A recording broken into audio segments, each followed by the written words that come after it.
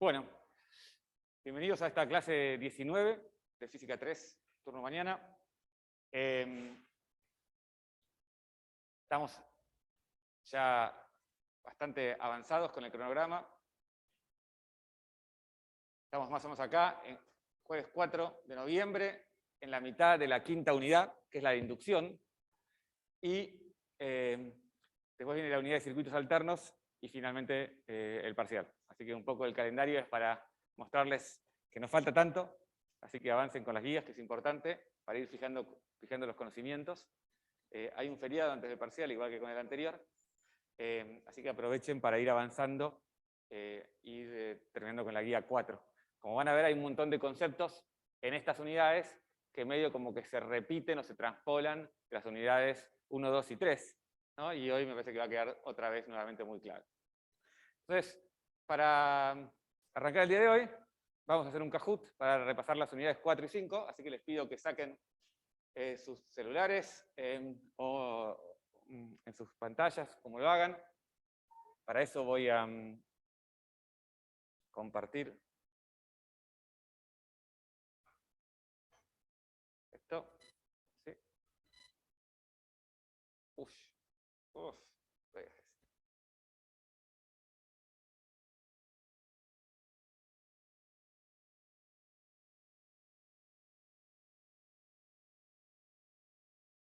Estamos arrancando, un minuto.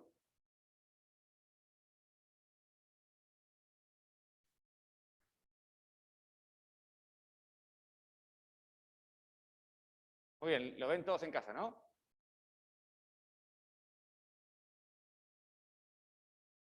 ¿Sí? Abran kahoot.it, código 797-5615. 797-5615, bien Sol. Vamos, como siempre, sin nota esto, así que pongan el nombre que quieran. Es para repasar. Y la idea es algunas preguntas conceptuales que nos ayuden a fijar ideas y tener claro si estamos entendiendo o no. Me parece bien el nombre, pero ya el ampersand, el and, es un poco excesivamente corto. Vamos, que estamos 22, todavía nos faltan algunos que están en casa o que están acá en el aula.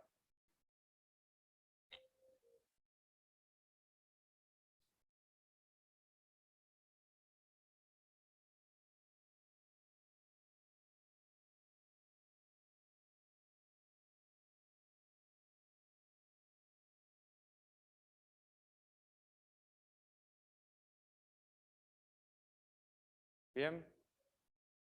Vamos a ver unos minutos más. Vamos, que todavía faltan algunos.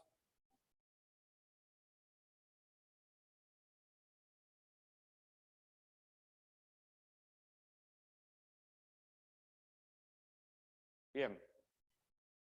Recuerden, kahoot.it, 797-5615. Ya acá en el aula están todos, en casa también.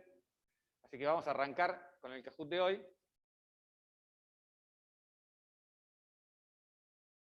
Sobre magnetismo. La primera pregunta, como recuerdan, es para ver si están todos bien conectados. Así que la pregunta fundamental de hoy es: ¿cuál es el modelo de este Terminator? Algunos ya lo marcan con seguridad.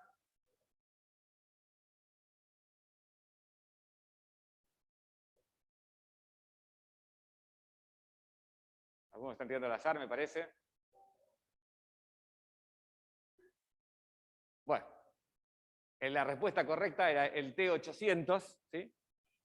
El T1000 es el de la otra, el que es todo fluido, y el T100 y el T80 no existen en las películas. Así que, bien para los que respondieron correctamente. Creo que nadie tuvo problemas para responder, o sea, para estar conectados. Y ahora sí pasamos a las preguntas que dan puntos. Pregunta 2.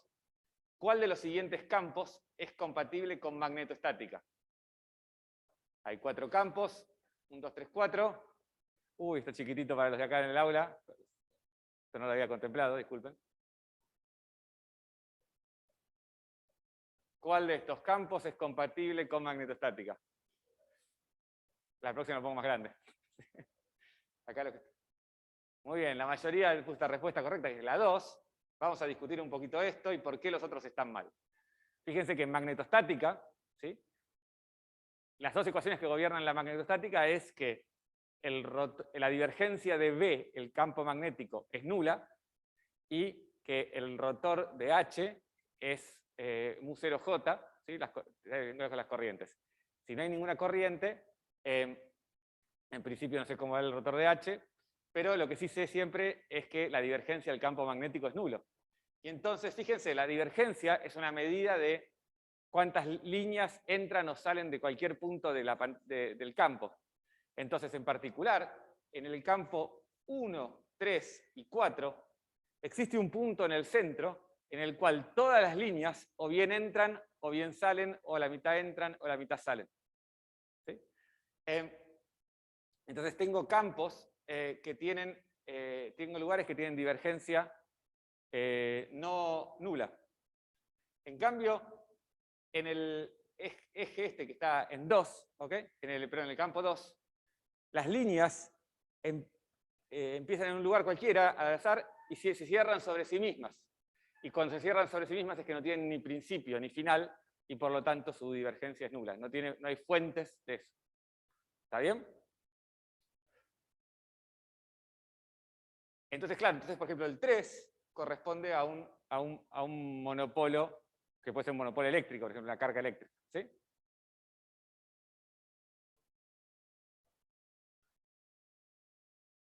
El 1, depende de lo que veas que en el 1, fíjate que lo que tengo son, en una dirección, hagamos el 4, que es más fácil porque está orientado. En la dirección vertical tengo líneas que entran, en la dirección horizontal líneas que salen. Entonces, acá lo que podría hacer es que en el lugar central tuviese algún tipo de configuración de cargas eléctricas más compleja que da lugar a esta cosa. ¿Sí? Bien. Perfecto. Bien, Cami, en la punta. Seguimos, siguiente pregunta. ¿Cuál de los siguientes gráficos es correcto dado el campo magnético y la corriente?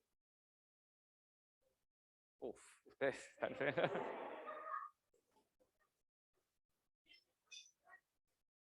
Acá los que están en el aula están complicados, voy a tener que hacer otra cosa para la próxima vez.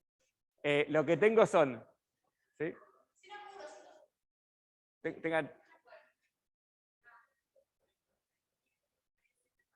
Muy bien. A ver, la respuesta correcta era el verde. Acá hay una clara ventaja para los que están en casa. Disculpen. Vamos a discutir las ideas y ahora yo voy traduciendo para los que están acá en el aula, que van a estar largavistas la próxima vez para ver esto. Bueno, en todos los casos lo que hay es un cable con los iones positivos fijos y los electrones moviéndose, ¿no? Fíjense que no hubo una respuesta mayoritaria hacia el verde y eso nos habla de algunos problemas. Problemas para identificar o bien el sentido del campo o problemas para identificar la intensidad del campo.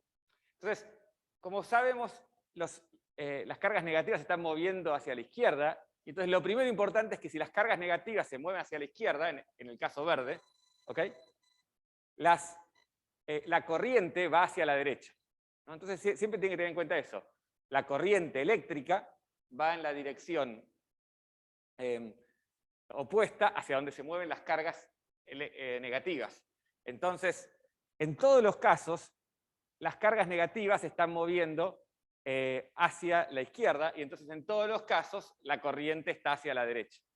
Esa es la primera observación que tienen que haber hecho. Observación con telescopio para los que están atrás. Pero bueno, la segunda cosa importante es que una vez que yo tengo el signo de la corriente, ¿okay? Lo que sé es que si yo uso la regla de la mano derecha, el campo abraza la corriente. Entonces, si el pulgar tiene que apuntar en la dirección de la corriente, que en este caso es hacia la derecha, y con los dedos abrazar la corriente. ¿Está bien eso?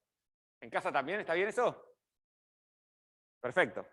Entonces, el campo abraza la corriente, y entonces eso automáticamente me descarta los casos rojos y azules. ¿Por qué? Porque en los casos rojos y azules, lo que se ve es que arriba del cable hay unos circulitos con una X, eso indica que estoy viendo como la flecha es de atrás, o sea que el campo está entrando. Entonces, si el campo abraza la corriente, yo sé que los dedos tienen que pasar por abajo del cable y salir por arriba del cable. Eso significa que tengo que ver círculos con un puntito en el medio, es decir, que en el lado de arriba. Entonces eso me deja solamente libre el amarillo y el verde como casos. ¿Ok? Una vez que hice eso, tengo que ver cuál es la diferencia entre el caso verde y el caso amarillo. Ahí fíjense que no hubo tanta diferencia, fue 9-2 el resultado. Y si uno mira los datos, lo que pasa es que en el caso amarillo, los puntitos que identifican el campo están equiespaciados, mientras que en el caso verde están más cerca del cable, y más lejos, y más separados, lejos del cable.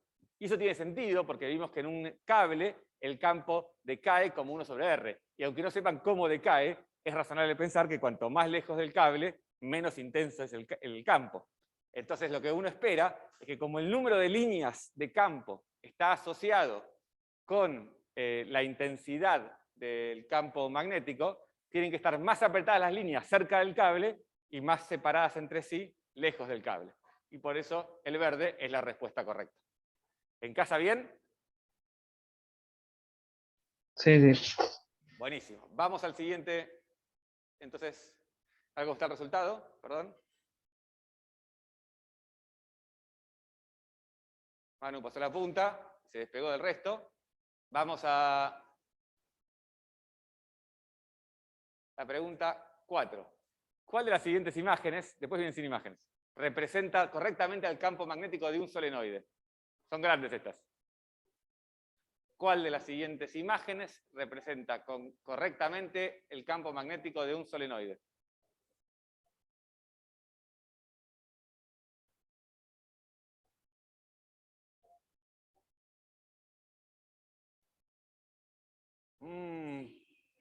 Pocas respuestas igual primero, ¿no? Hubo varios que acá se veían, ustedes no tienen excusa acá en el aula.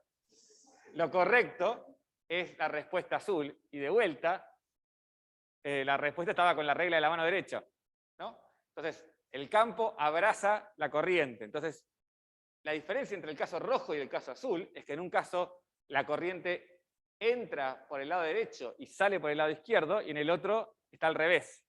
Entonces, fíjense, si el campo abraza la corriente, entonces yo pongo el pulgar sobre el lugar donde entra y tengo que quedar con los dedos en la misma dirección del campo magnético adentro del tubo. Entonces es el caso azul.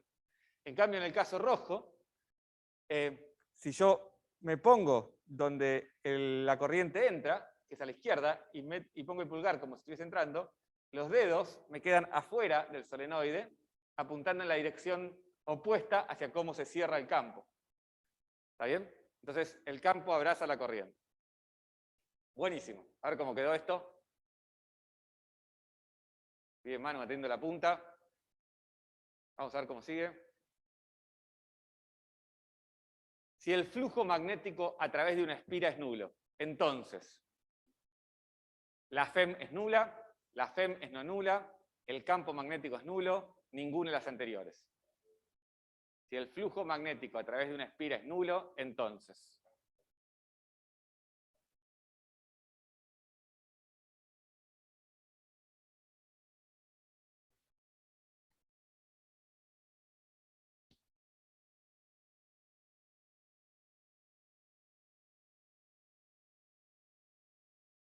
Bueno, acá tenemos un problema. La mayoría de la gente, pero por afano, respondió que la FEM es nula. Entonces, la pregunta, recuerden, es si el flujo magnético a través de una espira es nulo, entonces, ¿no?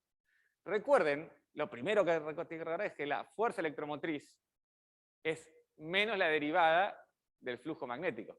Así que en realidad, el valor del flujo magnético en un instante cualquiera es irrelevante para saber cuánto vale la FEM. Lo que importa es el cambio de flujo magnético, ¿no? Y yo puedo estar cambiando de flujo magnético y en un momento vale 0, ¿no? Supongamos que yo estoy acá parado y esta es la posición x igual a 0. Entonces, si yo me muevo para acá y ahora camino para acá, en algún momento pasé por x igual a 0, ¿sí? Y mi velocidad, que es la derivada temporal, era no nula porque pasé caminando por acá. ¿Sí? Es cierto, podría haber estado parado, quieto, y ahí mi velocidad era nula.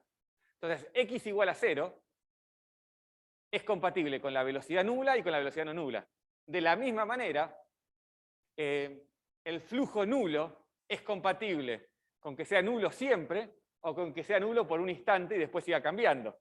Y entonces no puedo decir que la FEM es nula, porque si el flujo estaba aumentando o estaba disminuyendo y justo pasó por 0 en ese momento, entonces la FEM va a ser no nula. Por el mismo motivo, decir que la FEM es no nula está mal, porque podría ocurrir que el flujo magnético sea 0 y sea 0 antes y sea 0 después. Y entonces la derivada temporal es nula y entonces la FEM es nula. Lo que importa es la variación del flujo y no el flujo. ¿Sí? La tercera opción incorrecta era el campo magnético es nulo. Y eso es falso también. ¿Por qué es falso? Porque la espira puede no estar paralela, la normal a la espira puede no estar paralela al campo magnético. O sea, si yo tengo el campo magnético para arriba y la espira horizontal, o sea que su normal para arriba, entonces ahí sí es cierto que un flujo magnético nulo implica un campo nulo. Sin embargo, podría ser que la espira esté torcida y en particular esté a 90 grados, o sea que la normal a la espira esté, por ejemplo, horizontal y el campo magnético vertical. Y entonces ahí el flujo es nulo por un motivo puramente geométrico. Es más, podría ser que en una espira, en la mitad de la espira, el campo magnético sea para arriba y en la otra mitad del campo magnético sea para abajo. Y ahí el flujo también es nulo, ¿sí? Si el campo no es uniforme. Entonces, eso también está mal.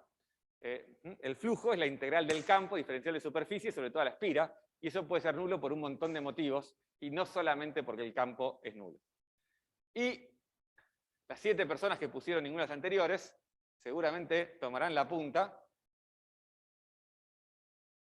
Muy bien, perfecto. Vamos con la siguiente pregunta. Una espira gira en un campo magnético uniforme, la FEM es nula, siempre, nunca, cuando la normal es paralela al campo, cuando la normal es perpendicular al campo. ¿Sí? Una espira gira en un campo magnético uniforme, la FEM es nula cuando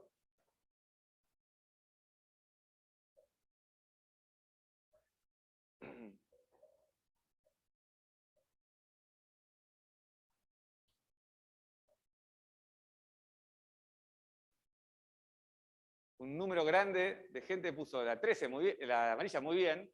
Empecemos a descartar siempre y nunca.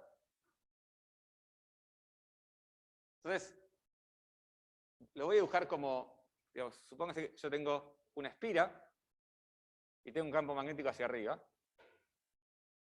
¿Sí? Y esta espira gira según este eje que está acá. ¿Ok? Entonces, no es difícil darse cuenta que el flujo magnético de esto es B0 constante en Z, por ejemplo, si pongo Z para arriba, por el área de la espira, por la normal a la espira. Hasta ahí no hay mucha historia. ¿Estamos de acuerdo? Y que gire significa que el producto escalar entre Z versor y N versor cambia en función del tiempo, por ejemplo. ¿Está bien? Entonces, supónganse que, entonces pongo B0, Z, perdón, B0, A, Z por N, y esto es B0, A, coseno de tita, donde tita es el ángulo que subtiende Z con el ángulo en el cual yo estoy la normal, ¿ok? Entonces, a la larga, no sé cómo oscila en función del tiempo, pero sé que es una función de tita. Entonces, el flujo magnético es un coseno de tita que se repite. Podrá ser un coseno de omega t, un coseno de omega t cuadrado, un coseno de algo que sea, no sé, no me importa, pero sé que es un coseno de tita. O sea, no sé cómo está en función del tiempo, pero en función de tita, acá, ¿sí? Entonces, ahora tengo esto que está acá, y lo que tendría que hacer es encontrar la fuerza electromotriz inducida. La FEM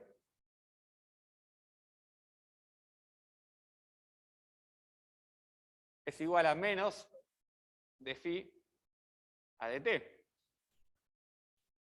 Pero no tengo t, tengo tita. ¿Ok? Y entonces, pero esto no importa, la derivada del coseno es menos el seno, es el seno, perdón, ¿no? Menos el seno. Entonces lo que tengo que hacer es después hacer regla de la cadena para encontrar la derivada de tita respecto del tiempo. ¿Estamos de acuerdo con eso? Entonces me queda, perdón, el menos este que está acá con el menos de la derivada del coseno, se me van. Entonces me queda B0 por A por el seno de tita, hasta ahí todo bien, por la derivada de tita respecto del tiempo. ¿Estamos de acuerdo con eso? La derivada de tita respecto del tiempo no sé cuánto vale, ¿ok? Pero mientras no valga infinito, ¿ok? O sea, mientras sea un sistema físico real, al menos voy a tener ceros cuando el seno de tita valga 0. ¿Estamos de acuerdo con eso? Entonces yo puedo acá graficar la FEM como B0 por A por la derivada de tita, qué sé yo. No sé qué es, pero por lo menos sé que está montado arriba de esta función.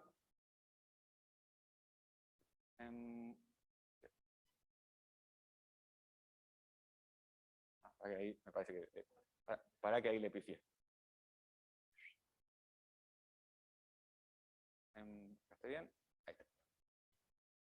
Bien, pero esta es la FEM dividido B0 por A por tita punto, digamos. ¿Ok? ¿Estamos de acuerdo? Mientras tita punto. Entonces, fíjense que, primero, ¿por qué siempre está mal como respuesta, digamos? ¿Ok? Porque si yo digo que la espira gira en un campo magnético, lo que estoy diciendo es que se está moviendo, o sea que tita punto es no nulo, ¿ok? Está cambiando, hay una variación de flujo.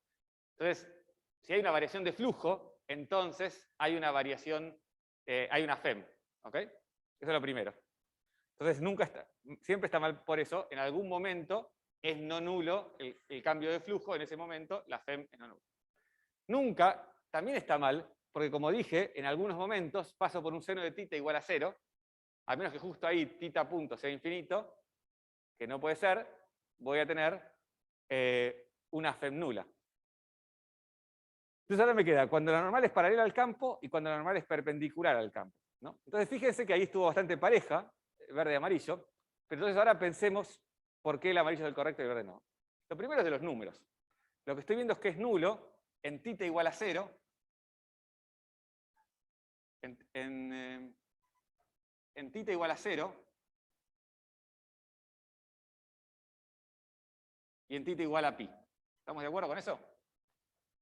Entonces, recuerden que tita era el ángulo que yo medía con el eje z. Entonces, tita igual a 0 y tita igual a pi es como estoy o bien paralelo o bien antiparalelo entre la normal y el campo. ¿Ok? O sea que paralelo. O sea que el amarillo cumple. En cambio, cuando la normal es perpendicular al campo, estoy pasando por estos puntos. Y ahí la fuerza electromotriz inducida es máximo mínimo. Y esto tiene total sentido. Recuerden lo siguiente. La fuerza electromotriz inducida es la derivada temporal del flujo, con un signo menos, no importa por ahora. ¿Okay? Entonces, imagínense que ustedes tienen la posición en función del tiempo de un resorte. El resorte va y viene, va y viene, va y viene. La derivada temporal de eso es la velocidad, ¿no?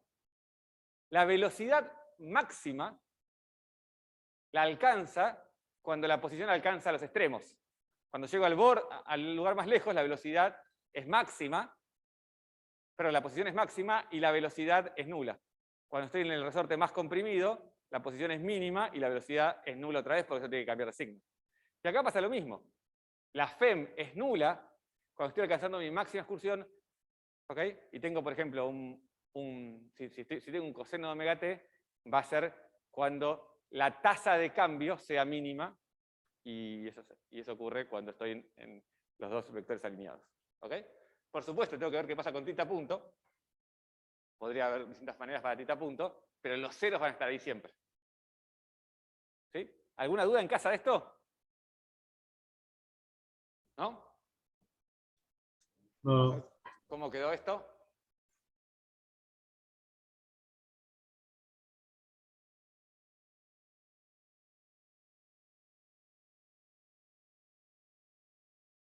A ver.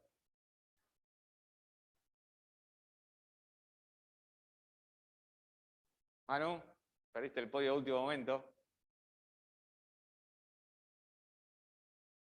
¿Luis? ¿No está acá? Está muy bien. Está acá en el aula, así que el resto del aula no me puede decir que no ve, porque tienen un compañero acá que ganó. Felicitaciones a los que ganaron acá. Y a los que están en su casa también. Bien. Vamos a cerrar esto, porque si no la música me vuelve loco. Y vamos a continuar con la clase. Bien.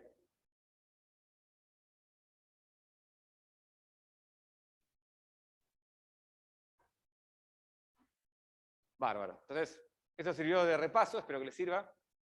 Me parece que es útil. Entonces, nos habíamos quedado con la clase anterior, estábamos terminando de completar la remera, nos queda solamente una ecuación. En realidad nos queda un término de la ecuación, que es la derivada de D, el vector de desplazamiento en función del tiempo. ¿Ok? Esa ecuación la vamos a tratar pronto, pero solamente les tiro a modo de comentario que, si bien no la vimos, no es muy rara, digamos, de pensar cuál es la forma, teniendo en cuenta que el vector de desplazamiento está asociado al desplazamiento de cargas, y J es justamente un desplazamiento de cargas. Así que después vamos a ver bien cómo se conecta. Y además también, habíamos visto en la clase pasada, la ley de Faraday y la ley de Lenz. La ley de Faraday, como recordamos ahí en el Kahoot, me dice que la fuerza electromotriz inducida es menos la derivada del flujo magnético respecto del tiempo. Y la ley de Lenz me dice que la fuerza electromotriz inducida produce una corriente en el circuito que genera un campo magnético que se opone a la variación de flujo. Entonces, la ley de Faraday-Lenz es una manera cómoda de saber tanto el valor, la magnitud, como el sentido de esa corriente de manera cómoda, ¿no? Con la regla de la mano derecha. Entonces, algo que yo les debía una explicación, y ahora estamos en condiciones de hacerlos, es terminar de entender la llave termomagnética. ¿Sí? ¿Se acuerdan de la llave termomagnética? Era este dispositivo que se utilizaba en las casas para prevenir accidentes eléctricos. Brevemente yo les había contado que se utiliza un bimetal, que son dos planchas de metal pegadas con distintos coeficientes de dilatación. Por efecto Joule, cuando la corriente pasa por ese bimetal, los metales se contraen, pero como son dos y están pegados y cada uno tiene un coeficiente de dilatación distintos, esto se curva, y entonces cuando la corriente supera un determinado valor, se pierde el contacto porque esto se arquea. Eso les había contado la vez pasada. Y les dije, esta es la parte magnética, ahora le debo la parte térmica. Perdón, esta es la parte térmica, ahora le debo la parte magnética. Y así estamos en condiciones de verlo. El problema o no es el problema, pero este efecto Joule está bueno, pero puede tardar un tiempo en ocurrir. De hecho, si ustedes alguna vez hicieron saltar la térmica de sus casas y después van a subirla, ¿sí? Van a ver que no sube al toque. Y eso es porque la parte térmica, estos bimetales, tardan en enfriarse. De la misma manera, pueden tardar en calentarse si la corriente es muy baja, ¿no? Es un efecto, si quieren, medio acumulativo, ¿no? Voy generando, por efecto Joule, disipando energía, calentando esto, entregando energía al sistema, supera una edad que a su vez disipa el aire, supera un dado de temperatura y ahí se suelta. Entonces, las llaves termomagnéticas tienen además una parte, esto que está acá, un segundo. Esto que está acá es la parte térmica, pero además, en el circuito, que el circuito lo voy a marcar ahora con azul, el circuito que hace este camino, el circuito eléctrico, quiero decir, después sigue y viene este solenoide, es la parte magnética. Entonces, el mismo cable que calienta el bimetal también pasa por un solenoide. Y ustedes saben que cuando yo tengo una corriente que pasa por un solenoide, genera un campo magnético. Entonces, cuando la corriente esa es muy grande, este campo magnético que genera el solenoide, entonces lo vamos a poner acá con verde, este campo B es suficientemente grande como para atraer a un imán que está cerquita. ¿Okay? Y ustedes miran, ¿por qué no lo atrae siempre? No, en realidad para corrientes chicas también se están atrayendo. Lo que pasa es que este imán está agarrado de otra placa que funciona como un resorte trabajando en contra de la fuerza magnética. Entonces tengo una fuerza magnética para allá y una fuerza, si quieren, de resorte hacia la izquierda. Hacia la izquierda tengo un resorte, hacia la derecha tengo una fuerza magnética. Y están en equilibrio todo el tiempo, pero cuando la corriente eléctrica que circula por el circuito es suficientemente grande, entonces el campo magnético que se genera en este solenoide es tan grande que supera la fuerza del resorte, ¿sí? Y entonces hace soltar otra vez el contacto. ¿Entendió eso? ¿Sí? ¿En casa se entendió? ¿Sí? Sí. Bárbaro. Entonces, ¿por qué esto es interesante? ¿Por qué es útil tener una fuerza eléctrica y un caso magnético y uno térmico? Para mí la explicación más fácil de entender esto es que la respuesta magnética es instantánea o cuasi instantánea, ¿no? Yo genero una corriente que circula y esa corriente genera un campo magnético proporcional a la corriente. Entonces, si la corriente aumenta rápidamente, el campo magnético aumenta rápidamente y por lo tanto la fuerza sobre el imán aumenta rápidamente y por lo tanto el corte se produce rápidamente. Mientras que la parte Joule es lenta. Entonces yo tengo en esta llave como dos cosas. Una cosa instantánea y algo integrativo. Algo que tiene que ver con saltos de corriente cortos, que los quiero detectar, y otra que tiene que ver con mantener durante mucho tiempo un uso muy grande de la corriente. Y esto tiene sentido eléctricamente, porque hay equipos eléctricos que tal vez consumen mucho para arrancar. Por ejemplo, algunos motores, como ya vamos a ver. Entonces yo tengo que poder, esos pulsos de corriente, no quiero que me hagan saltar la térmica. ¿Okay? Pero yo quiero que si durante mucho tiempo le estoy pidiendo un nivel crítico de corriente, entonces salte. Y entonces, para eso. Y en otros casos quiero tener una térmica que apenas tenga un piquito de corriente, salte. Entonces, acá lo que se ven son tres curvas que representan la corriente que pasa por el sistema en el eje X y en el eje Y está el tiempo. ¿Sí? Entonces, acá está el tiempo, en algunas unidades. Mira. Tiempo. Entonces, está el tiempo en el eje Y, en la escala logarítmica, y en el eje X está la corriente que circula por el sistema. Entonces, y tengo la llave térmica para tipo B, tipo C y tipo D, son tres tipos distintos de llaves térmicas que yo puedo ir a la ferretería y comprar. Entonces, fíjense, una llave térmica, lo que cambia son dos cosas. Una es este eje, ¿no? Y la otra es, si quieren, este rango. Entonces, lo que me está diciendo esta curva es que En una llave tipo D, necesito un pulso de corriente de 640, ¿ok?, para hacer saltar la térmica en un tiempo muy cortito. ¿Ok? Y en una llave tipo B necesito, tal vez, necesito menos corriente para hacerlo saltar. ¿Sí? Pero fíjense que si yo tengo una corriente muy baja, por ejemplo por acá, ¿ok?, las tres curvas se solapan porque los efectos térmicos son iguales. Entonces, en el fondo, lo que regula esto es qué tan rápido la térmica responde. Qué tan rápido y a qué corrientes. Entonces, hay térmicas, hay llaves termomagnéticas que van a responder a cambios muy pequeños en la corriente, que duran, pequeños digo, en amplitud y en duración, y otros que van a aguantar eso y solamente van a saltar cuando tengan ¿cómo se llama?, una corriente mayor a un umbral durante una determinada cantidad de tiempo. Bien. Entonces, vamos a ver ahora algunos aspectos más que me gustaría remarcar de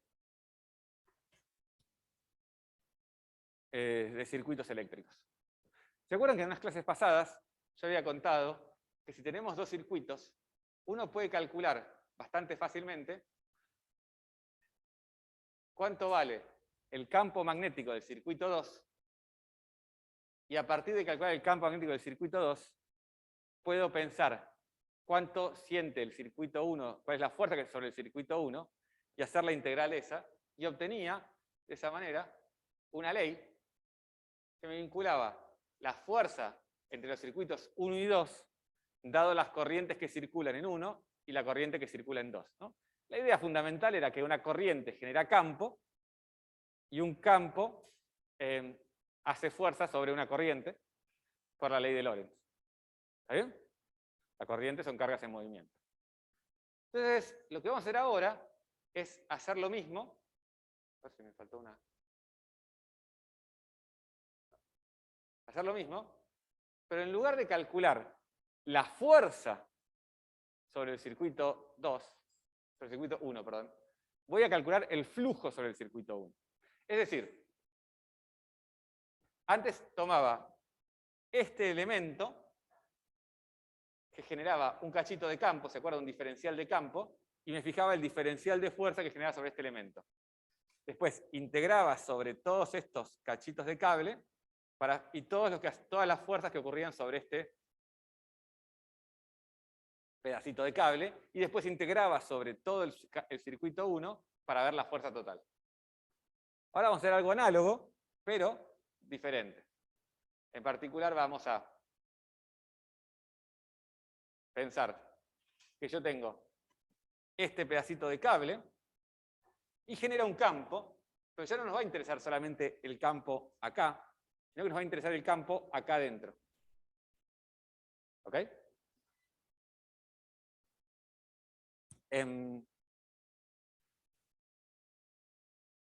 Y después vamos a pensar este pedacito de cable y el campo acá adentro otra vez.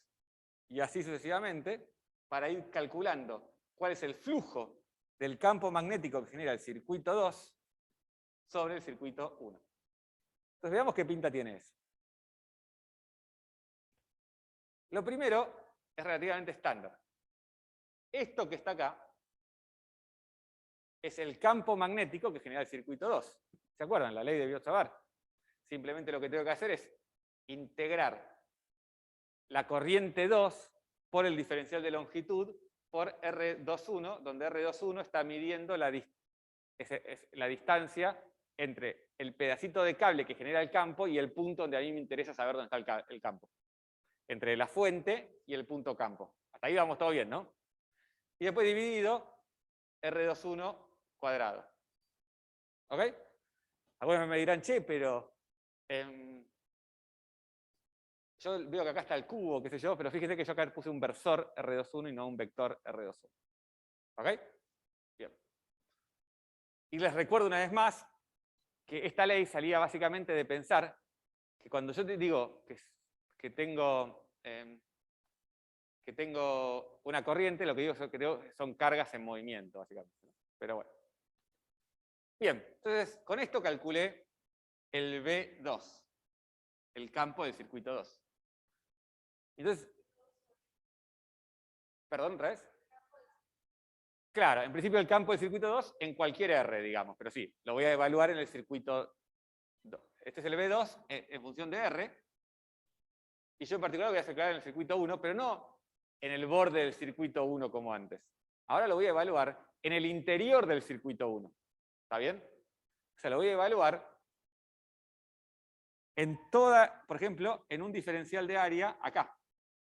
Entonces lo que hago es el campo B2, en lugar de evaluarlo en el lazo del circuito, lo evalúo en un diferencial de superficie del circuito. Para que sea más claro, déjenme transformar esta integral. Esta integral S1 es en realidad una integral de superficie, ¿no? Es una integral doble. Pero bueno, yo me la copio. ¿Ok? Y no solamente me interesa en este diferencial de superficie. Me interesa también en este diferencial de superficie, y en este diferencial de superficie, y en todos los diferenciales de superficie del circuito. Porque lo que estoy calculando, como le dije al principio, es el flujo, y déjenme recordarles que el flujo es la integral de superficie de B diferencial S. ¿No? Lo vimos 38.000 veces entre el flujo este, el eléctrico, qué sé yo. Entonces, primero encuentro el campo magnético que genera el circuito 2 y después me fijo de integrarlo sobre el circuito 1, sobre el área del circuito 1, no sobre la periferia del circuito 1. ¿Está bien? Esa es la diferencia fundamental con esto que está arriba, donde tengo la integral de las cosas. ¿Sí? ¿Estamos hasta ahí? Y entonces, algo que me doy cuenta es lo siguiente. Fíjense que puedo... Este factor que está acá, que es el campo, es la corriente eléctrica de 2. ¿Ok? No depende ni de la integral sobre el circuito 2, ni de la integral sobre el área del circuito 1. ¿Está bien? Eso lo ven todos, me parece.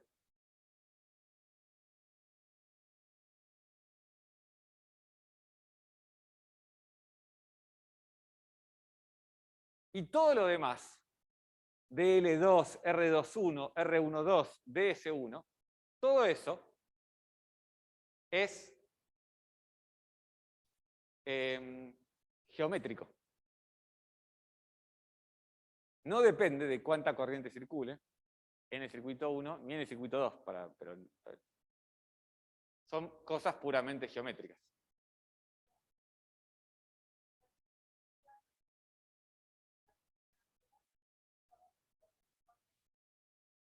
Claro, lo que pasa es que como es un lazo cerrado, ¿ok? No podría no ser uniforme a menos que... porque te acordás que la corriente es J por diferencial de área, digamos. Entonces, toda la corriente que pasa por un punto tiene que seguir igual todo el tiempo, porque si no habría acumulación de carga.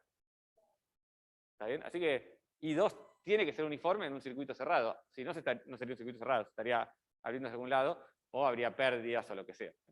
Pero si depende del tiempo, está todo bien. El problema es si depende del espacio, y no puede depender del espacio porque es un circuito cerrado. ¿En casa me siguieron? ¿Sí? ¿En casa me siguieron? ¿Vamos bien? Sí. Bárbaro. Hernán, una pregunta.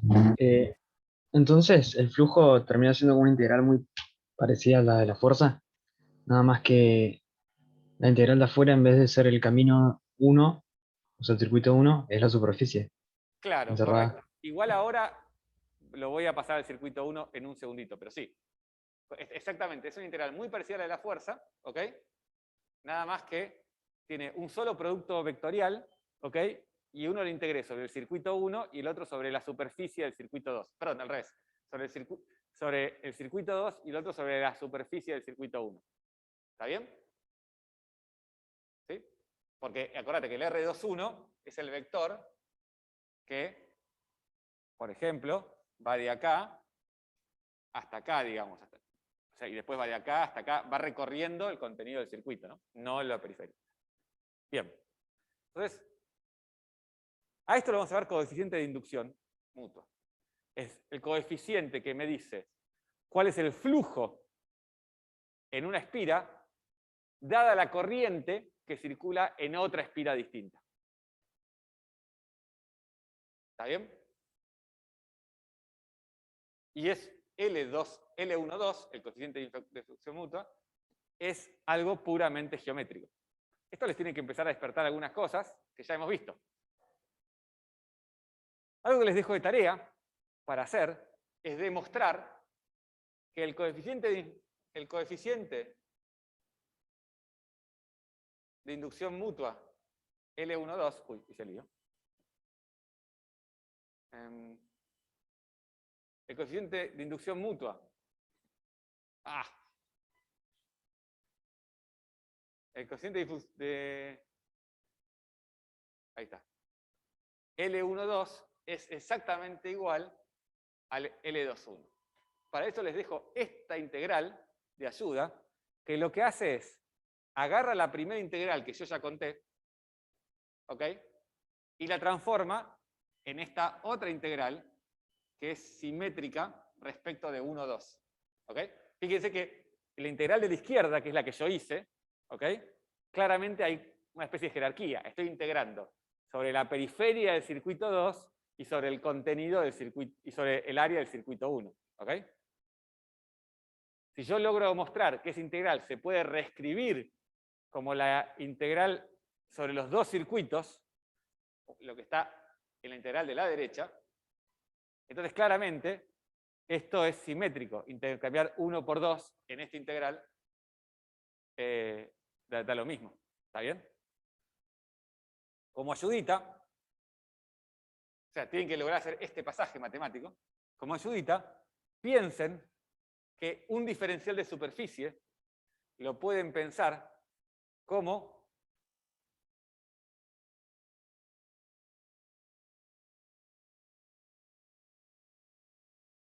si yo tengo un circuito, una forma de pensar un diferencial de superficie es agarrar un punto, por ejemplo el centro, pero cualquier otro, y hacer el radio vector que apunta al circuito por un diferencial de longitud. ¿No? El producto vectorial de estas dos cosas, ¿no? Es el quesito este, que es un área. ¿Ok?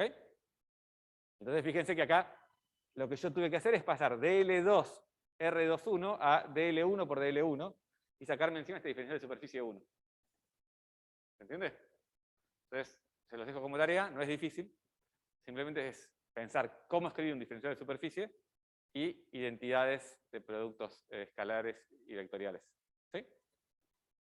¿En casa me siguen? ¿Bien? Bárbaro. Entonces, así como defino el coeficiente de... ahí me quedó mal. Este nombre está mal. Así como definí el coeficiente de inducción mutua, puedo definir el coeficiente de autoinducción. Es decir, ¿cuánto cambia? ¿Cuál es el flujo dada la corriente de la propia espira? ¿Está bien? Y eso es fácil de entender. ¿Se acuerdan que cuando dijimos la ley de Lenz, dijimos que la ley de Lenz uno la puede enunciar como que la FEM inducida genera una corriente que se opone a la variación de flujo, ¿no? Es decir, que voy a tener dos flujos, el flujo externo y el flujo propio, digamos, el flujo del campo magnético que la misma espira genera y que entra por el circuito. Eso está medido por esto, y otra vez es un factor puramente geométrico. Y se llama coeficiente de autoinducción. ¿Sí? Esto está mal. Autoinducción. ¿Está bien? Sí. En lo anterior, yo hice una suposición y es que las espiras están rígidas, o sea, no cambian de forma. ¿Ok? Acá podría ser que la espira esté cambiando de forma. Por ejemplo, como vimos, está aumentando su área, por ejemplo. ¿ok? O está siendo torcido, digamos. ¿Se entiende? De forma significa eso. Que la espacialidad, la geometría puede cambiar en función del tiempo. Bien. Entonces, deberían recordar que esto ya lo vimos, ¿no? Espero que todos se acuerden. Cuando hablamos de capacitores, dijimos, tengo un sistema de capacitores, y yo puse carga y potencial de un sistema de conductores, ¿no? Perdón. Y acá puse flujo y corriente de un sistema de circuitos, ¿no? No es casual el título, los colores, el formato. Carga y potencial de un sistema de conductores. Dijimos, tengo un sistema de conductores, yo había derivado antes que la carga era C por B, y ahora encontré que puedo escribir la carga de cualquier conductor como la suma de los coeficientes de capacidad, ¿sí? Y de inducción capacitiva entre cada uno de los conductores del sistema multiplicados por el voltaje del sistema. ¿Está bien? Entonces, vinculando carga con voltaje a través de un coeficiente geométrico C, yo podía calcular la carga o el voltaje de cualquier elemento del sistema. Tenía un sistema de ecuaciones que tenía que ser autoconsistente.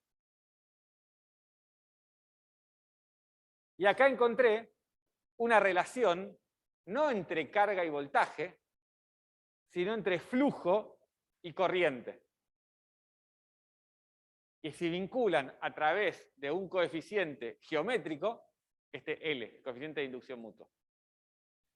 Que además son simétricos, o sea, L12 es igual a L21, igual que las capacidades.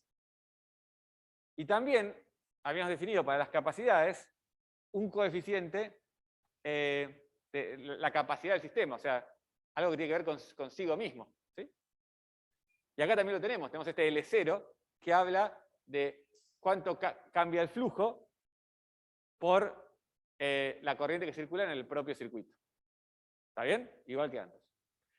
Y se acuerdan lo que hicimos después de eso. Fuimos a calcular la energía de un sistema de conductores y la calculamos como la sumatoria de Q por B, que era básicamente traigo una carga desde el infinito y la pongo en un conductor, pero como ese conductor es un equipotencial, traigo 1, 2, 3, todas las que importan, y cada conductor es un equipotencial, entonces yo podía agarrar y terminar sumando entre los CPQ, los coeficientes de inducción capacitiva entre ellos, por los voltajes de cada uno, y un medio porque, en realidad, si no los contaba 2 veces, básicamente, ¿no? Eso lo hicimos antes. Y bueno, eso es lo que vamos a hacer después del intervalo. ¿Sí? Y si la analogía sigue bien, acá en la corriente deberá aparecer algo parecido al producto del flujo por la corriente. ¿Sí? Hacemos una breve pausa y continuamos.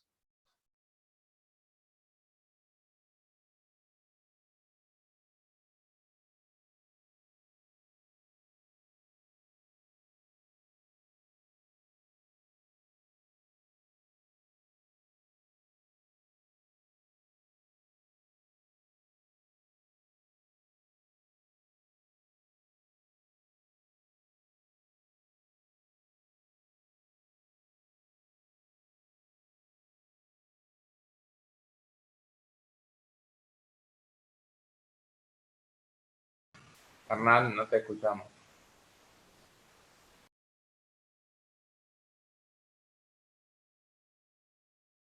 Por avisar, ¿ahí me escuchan?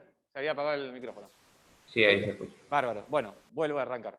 Yo lo que les decía es que, si se acuerdan, en la primera mitad de la materia yo les conté que se estaban desarrollando algunos sistemas de transportes vinculados a, por ejemplo, un colectivo que para encima de una estación de carga mientras sube y baja pasajeros, y eso carga un capacitor, lo que permite una carga rápida que dura poco, pero hasta la próxima parada llega, digamos, ¿no? Esa carga puede ser capacitiva, o sea, puedo con un sistema, digamos, de acople del campo eléctrico tener una carga, pero hay otra manera que también está muy, muy común ahora, que es la inducción electromagnética, que está apareciendo ahora en algunos sistemas tipo de celulares. Vieron que hay celulares que vos los podés dejar arriba de una placa y se cargan. Bueno, ¿cómo funcionan algunos de esos sistemas? Básicamente lo que funcionan es con todos los conceptos que ustedes ya saben. En la placa lo que hay es una espira o una serie de espiras por las cuales circula corriente. Circula corriente y eso induce, a través del coeficiente de inducción mutua, una corriente sobre una espira similar, aunque mucho más chica, en el, ¿cómo se llama? En el teléfono o en cualquier otro dispositivo. Y de esa manera yo puedo cargar a distancia, a unos centímetros, un teléfono o cualquier otro dispositivo sin necesidad de que haya contacto eléctrico. Con la inducción puedo transmitir energía a distancia, ¿no?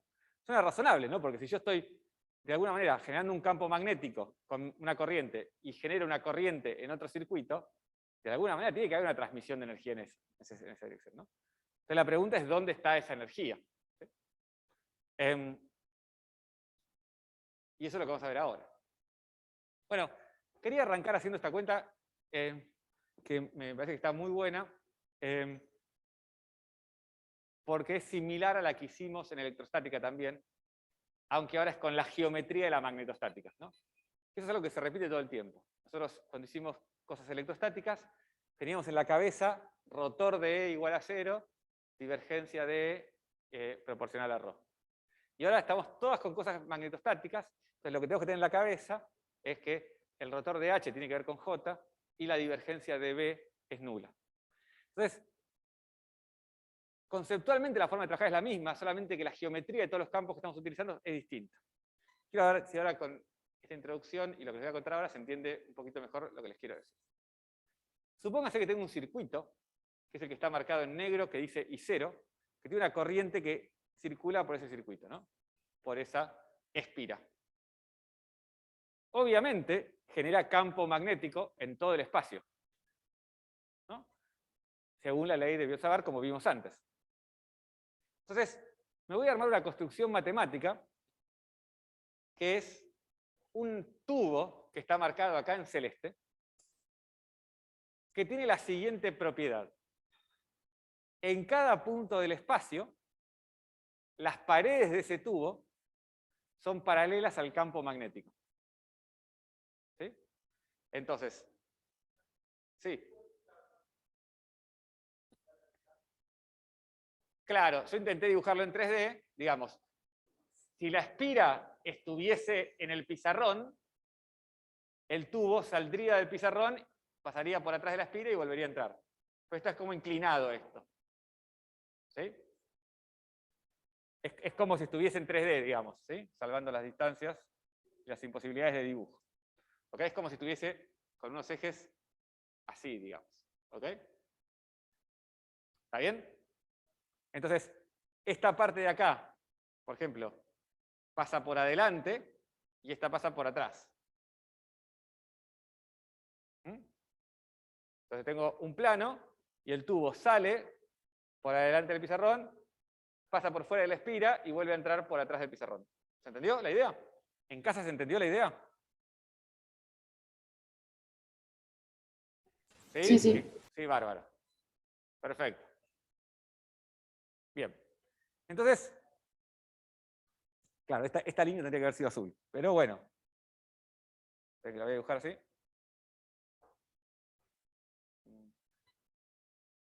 A ver, así. No, así no. Bueno.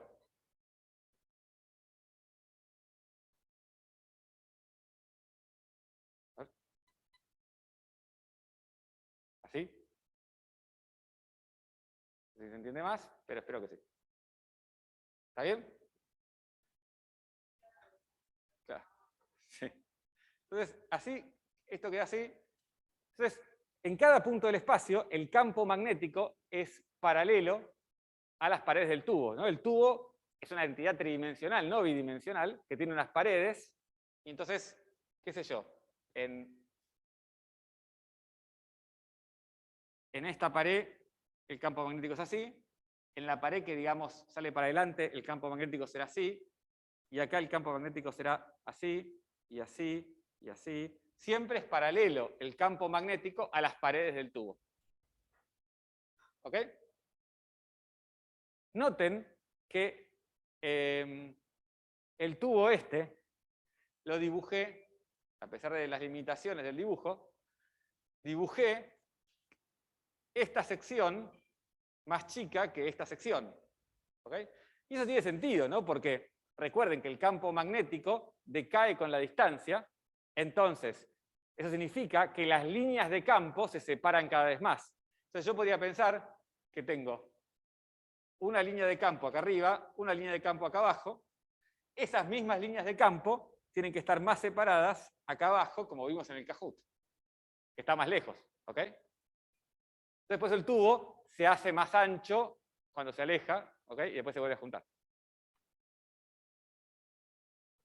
Entonces,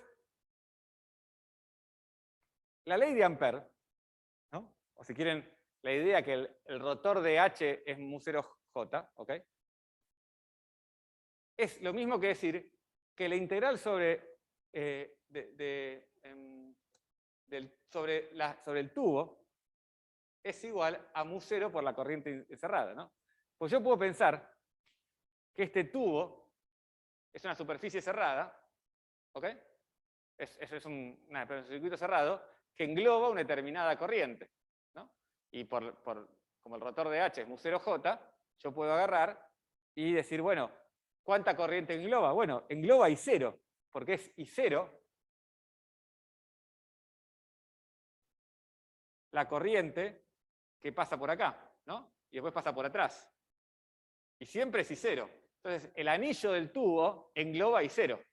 Entonces, el rotor de H, mu0J, se me transforma en mu0 I0, ¿está bien? Porque tengo que integrar J por el flujo a través de esa superficie. No importa si este anillo tiene una superficie así grande, como está, o mucho más chiquita. Porque el anillo siempre engloba I0. ¿No? Yo tendría que ser el flujo de J a través del anillo. Pero eso siempre me da I0, no importa qué tamaño tenga el anillo, porque la J pasa por un solo lugar, que es por el cable. ¿En casa me siguieron con esto? ¿Sí? ¿Vamos bien más o menos? Sí, sí. Bárbaro. Entonces, y eso es igual a la integral del campo magnético sobre el tubo. Entonces, ahora vamos a hacer una cosa un poco molesta, pero acompáñenme, que es decir, voy a agarrar B diferencial L. ¿Okay? Perdón, antes voy a decir que integral por las superficies del tubo, como B, por definición, es siempre paralelo a la pared del tubo,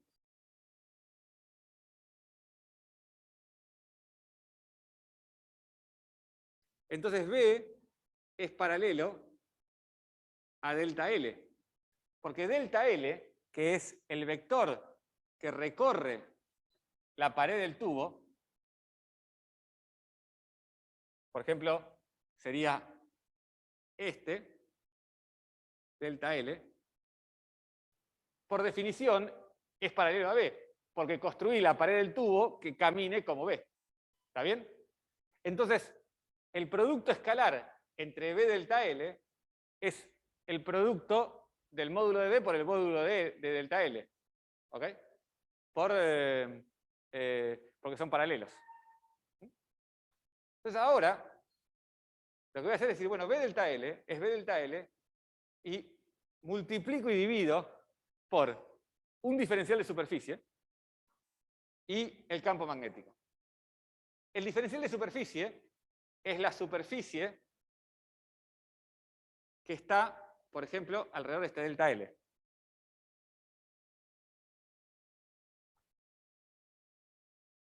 Esta es la superficie que estoy mirando.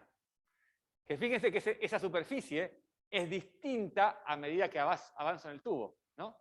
Ahí, por ejemplo, tengo una superficie y acá tendré otra y acá tendré otra, ¿ok? Igual que el delta L, que podrá ser distinto en magnitud. Lo que importa es que el delta L por ese diferencial de superficie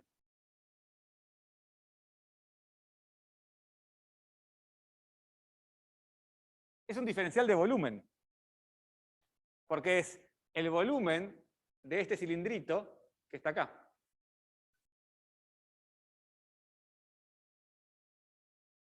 Entonces déjenme limpiar esto un minuto, así lo aclaramos. Tengo el campo magnético, mi delta L, que está para allá. Tengo mi diferencial de superficie, que lo voy a poner con otro color para que se vea mejor. Mi diferencial de superficie. ¿Ok?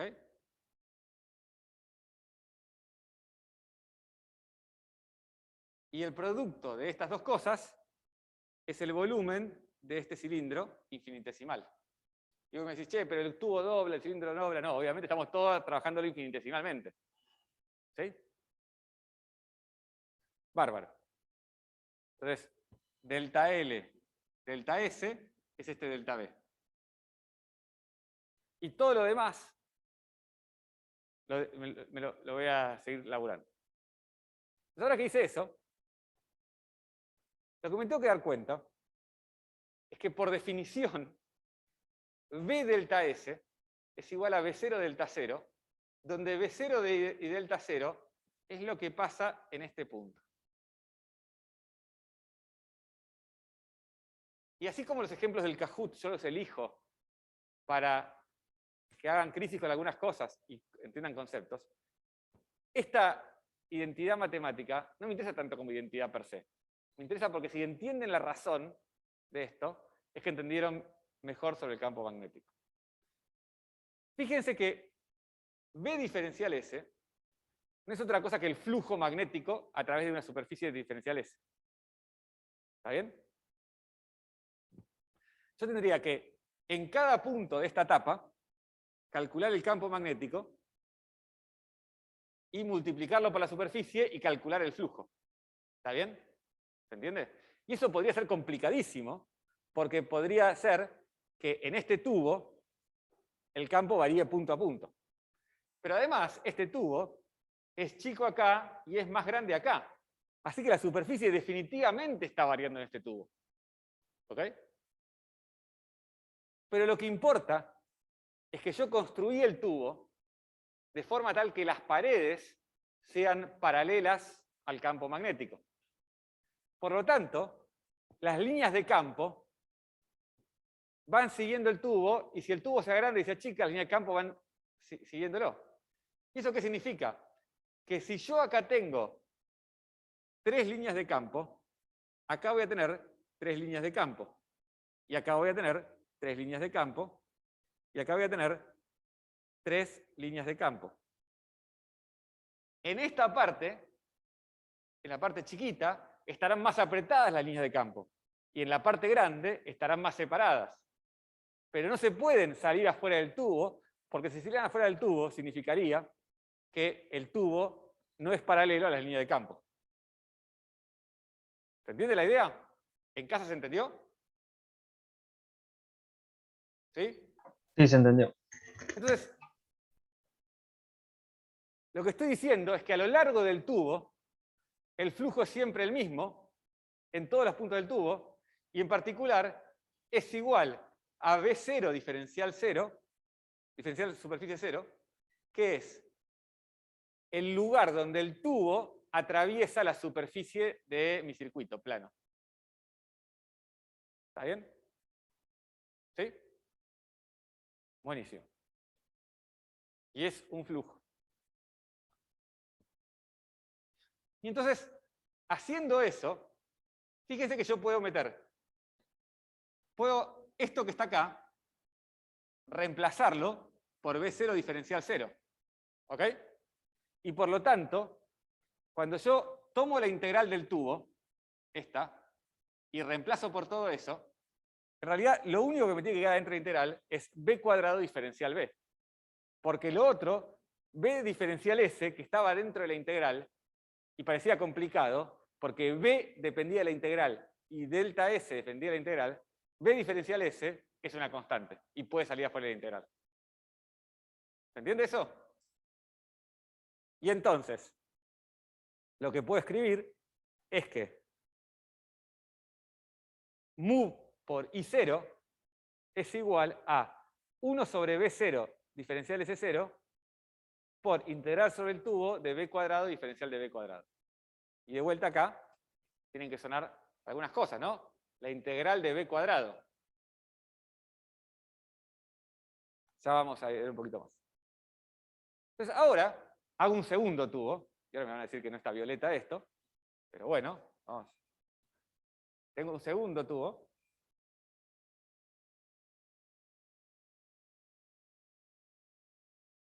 ¿Ok? Tengo un segundo tubo que está al lado del tubo anterior. ¿Sí? Arte puro.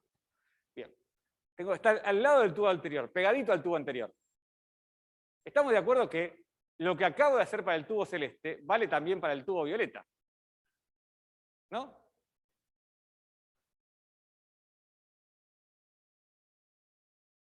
Y también valdría para un tubo verde potencial que yo haga acá. ¿Está bien? Si yo hago un tubo verde,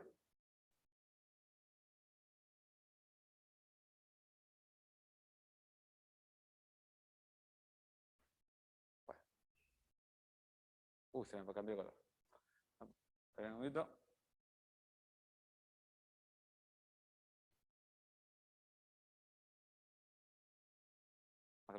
Pero si yo acá hago un tubo verde,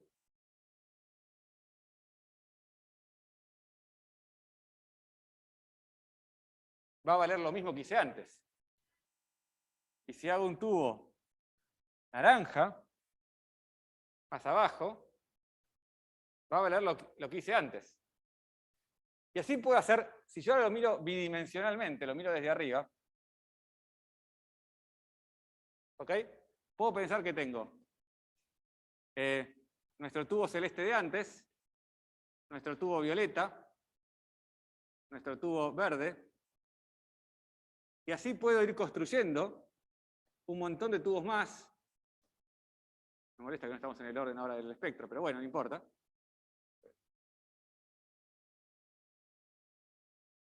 Un montón de tubos más de distintos colores, ¿sí? Hasta llenar todo el espacio. Puedo construir tubos, tubos, tubos, tubos, hasta que lleno este circuito por el que circula la corriente I0. ¿Estamos de acuerdo con eso? ¿En casa también? Entonces yo puedo sumar sobre todos los tubos. ¿Y qué tiene eso de bueno? Que si sumo sobre todos los tubos, ese diferencial de superficie se me va a transformar en el área de la espira. Entonces puedo sumar sobre todos los tubos, sumar lo que está a la izquierda sobre todos los tubos, es decir, bueno, hago la misma cuenta sobre todos los tubos posibles, y lo que está a la derecha es sumar sobre todos los tubos esos, mu0 y 0 salen fuera porque para todos los tubos es el mismo coso, y ahora lo único que me queda es ver cuánto vale B0 por DS0. Bueno, por definición, esto que habíamos dicho, que era un diferencial de flujo, sumar sobre todos los tubos es sumar sobre todos los diferenciales de flujo, y por lo tanto es sumar para obtener el flujo total. ¿Sí? El flujo total a través de la espira, que lo llamo Φ0, el flujo total a través de la espira. Y lo que está a la izquierda, y de vuelta, estas son estas cosas conceptuales que si la entienden es que están terminando de entender todo, no es otra cosa que la integral en todo el espacio del campo magnético. ¿Cómo tienen que entender esto? Fíjense que si yo tengo que hacer todos los tubos que están acá adentro, tengo que agarrar todas las líneas de campo que pasan a través del circuito.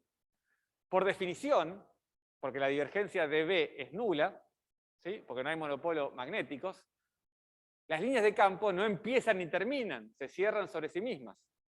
Por lo tanto, todas las líneas de campo que pasan por ¿cómo se llama? La espira,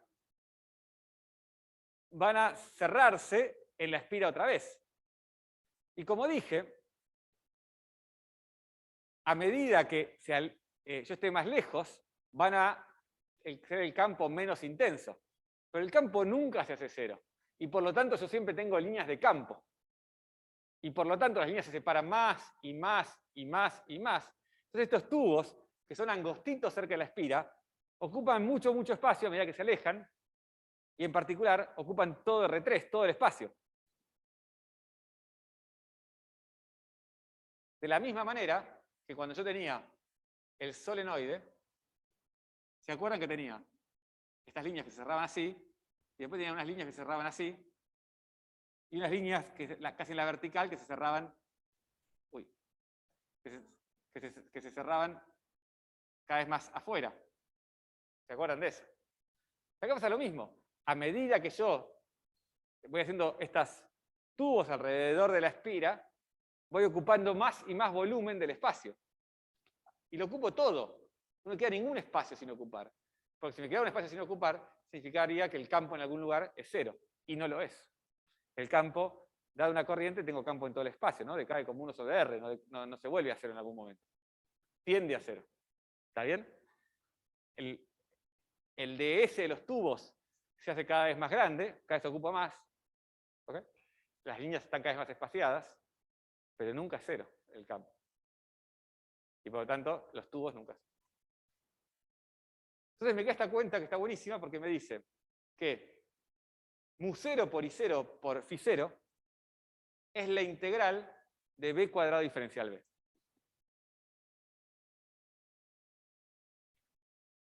Entonces, ¿qué tienen que recordar acá? Dos cosas. Lo primero, ya lo vamos a ver bien, es que cuando vimos campo eléctrico, vimos que la energía eléctrica iba como e cuadrado, ¿se acuerdan? ¿Sí? Había que integrar el campo eléctrico en todo el espacio. Y después cuando les mandé a leer el Feynman, para ver la equivalencia de los campos E y B, ustedes ahí encontraron que la fuerza eléctrica puede aparecer como magnética en otro sistema de referencia y viceversa. Entonces, en lugar de hablar de fuerza eléctrica y magnética, parecerían ser dos caras de la misma moneda, una fuerza electromagnética. No es simplemente que yo por Newton digo que la fuerza total es la suma de fuerza, entonces tengo Q por E más B por B, más Q por B por B, perdón, como si estuviera sumando la fuerza que le hace un resorte a una masa y la gravedad, ¿no? Yo tengo una masa, digo, bueno, tengo M por G y K por X, o K por delta X. Son dos fuerzas y la fuerza total es K por X más MG. Acá también tengo Q por E más Q por B, más Q por la velocidad por el campo magnético. Pero es una naturaleza totalmente distinta, porque estas dos fuerzas eléctricas y magnéticas son intercambiables según el sistema de referencia. El resorte y la gravedad no. Entonces, lo que me está diciendo esto es que la fuerza es una fuerza electromagnética. Y entonces, si es una fuerza electromagnética, es de esperar también que la energía eléctrica también se pueda interconvertir en magnética. Y viceversa. Pero no de vuelta a interconvertir como quien pasa corriente por un cable, se calienta y tengo energía térmica. Sino que también podría depender del sistema de coordenadas. Entonces, en lugar de pensar que es la fuerza la que según el sistema de coordenadas es eléctrica y magnética, uno podría pensar que el campo es electromagnético y el balance entre el campo eléctrico y el campo magnético depende del sistema de coordenadas. No tengo un campo eléctrico separado de un campo magnético y una fuerza que depende del sistema de coordenadas, del sistema de referencia, sino que lo que tengo es un campo electromagnético que aparece como más eléctrico, como más magnético, digamos, para decirlo de alguna manera, según el sistema de coordenadas. Entonces es de esperar que esto que está acá esté vinculado con la energía magnética. Y fíjense lo que quedó acá. I0 por Φ0, como dijimos que iba a aparecer, porque dijimos que si las analogías seguían, podrían no, pero digamos, me quedaba Q por B en el capacitor y ahora me queda I0 por B. por phi 0, digo. Bien. Entonces, quería simplemente contar una cosita primero, de paréntesis, que la voy a usar en un ratito, pero y es, ¿cuál es la energía magnética de dar vuelta a una espira en un campo, ¿no? Supónganse que yo tengo una espira que está acá, a la izquierda, y apunta hacia abajo, antiparalelo a un campo magnético. Y ahora lo doy vuelta, ¿ok? Y quiero saber una opción es ver cuánto trabajo hago. Entonces, fíjense, si yo tuviese que hacer un trabajo lineal, lo que digo es, bueno, simplemente la energía que hice fue menos la fuerza por el diferencial de longitud, y eso es menos el trabajo, y así calculábamos la energía que tenía un sistema de una carga negativa cerca de una carga positiva, ¿se acuerdan? Digamos, tengo una carga negativa en el infinito, tengo una carga positiva en el cero, en el origen, acerco la carga negativa y mido el trabajo, o sea, mido la fuerza que tengo que hacer para ir acercándola hasta un determinado punto. Sabiendo el trabajo, sé la energía que le agregué al sistema, por lo tanto sé la energía del sistema. Acá yo podría decir, bueno, tengo un sistema que tiene una energía que está acá, U1, y una energía que está acá, U2. Y se podría preguntar cuál es la energía de delta U, que sea U2 menos U1, ¿no? ¿Sí? O al revés. ¿Cuál tiene menor energía? ¿Por qué? ¿Cuál tiene menor energía? Claro. La que es paralela tiene menor energía porque es estable. La antiparalela, si yo le hago una perturbación, se da vuelta, ¿no? Entonces, U2 es menor que U1. ¿Ok? Y no es difícil ver que esa energía, y se los dejo como tarea, está vinculado al producto del momento dipolar de la espira, esto es la corriente por el área, por el campo magnético, ¿no? Lo pueden calcular simplemente transformando esta cuenta y pensando en los torques. ¿Ok? Se los dejo como tarea. Bien. Entonces, volviendo a nuestro ejemplo. Perdón, me adelanté un cachito. Entonces, uno podría calcular la energía de esa espira, ¿sí? Y otra vez, para tener la energía de una espira en un campo magnético determinado, yo puedo pensar, bueno, tengo que pensar la energía de esta sola y no la energía de dar vuelta a una, o puedo pensar la energía que me cuesta arrancar una corriente en un campo magnético. Hay un montón de formas de hacer la cuenta, ¿ok? Quiero que revisen esta cuenta y después van a encontrar que entonces la energía magnética la pueden calcular como un medio de I0 por phi 0. Ayuda para calcular esto. Recuerden que el momento magnético, ¿sí? El momento magnético es, perdón, el momento magnético,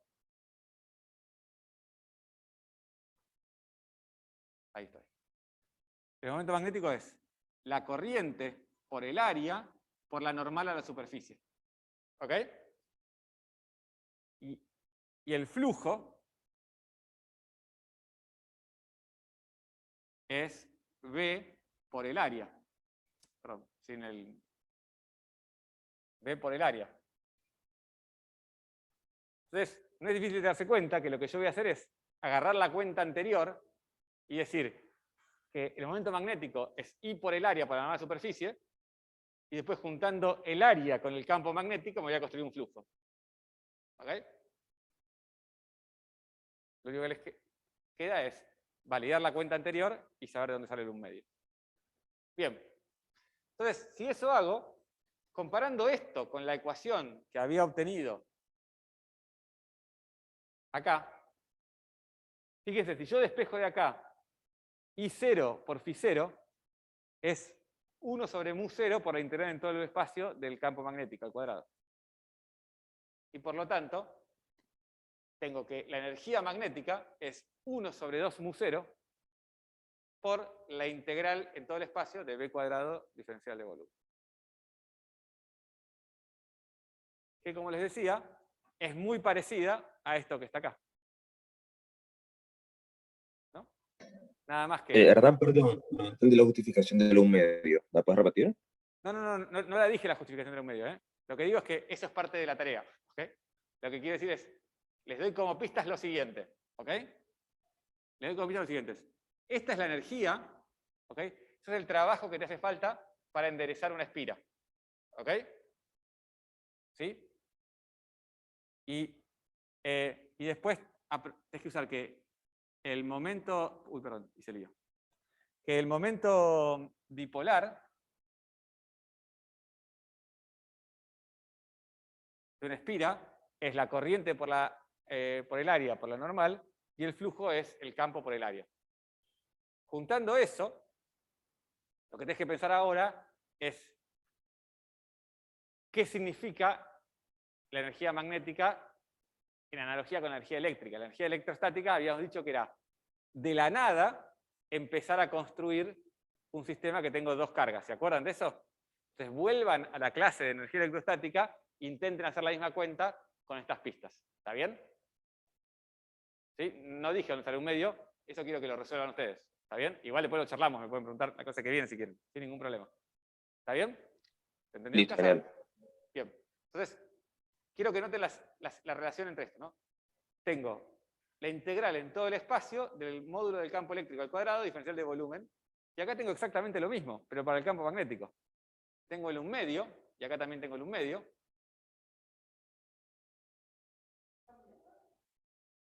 Sí, está el módulo. Lo que pasa es que, fíjate, perdón, ¿no? Para hacer esto, ¿ok? Yo podría, ya estaba trabajando con el módulo, ¿sí? Si quieren, me preguntan acá por qué no puse el módulo. Está bien lo que dicen, ¿no? Esto lo tengo que escribir, si lo quiero escribir, lo puedo escribir como abajo, 1/2 mu0, la integral en todo el espacio, y acá pongo b de r' en módulo al cuadrado, diferencial de volumen, es lo mismo, ¿sí? Prima. Exactamente igual. Lo que quiero remarcar es que se me queda lo mismo, e cuadrado, b cuadrado, y me queda el epsilon 0 multiplicando en la primera ecuación, el mu0 dividiendo, pero eso igual ya lo sabíamos que nos iba a pasar, porque si ustedes se fijan siempre, mu0 está apareciendo como en el 1 sobre donde aparecía epsilon 0 antes, ¿no? En todas las definiciones, ¿no? Bien. Bárbaro. Entonces, quería hacer dos cosas hoy, antes de terminar. La primera es plantear con los dedos cómo funciona un transformador eléctrico, y la cuenta la vamos a hacer bien la clase que viene.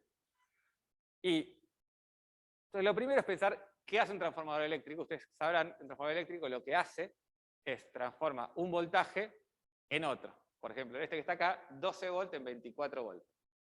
Típicamente lo que hay es un hierro, o se llama entrehierro a veces, que es un elemento así que tiene un bobinado que se llama primario alrededor de una de las partes y un bobinado alrededor del secundario. ¿Okay? Y algo que pasa con el hierro es que las líneas de campo magnético, ¿no? Supónganse que el campo magnético sale así. ¿Ok? Lo que pasa con el hierro es que sirve entre comillas, como conductor para las líneas de campo magnético. Es decir, el campo magnético sigue esto.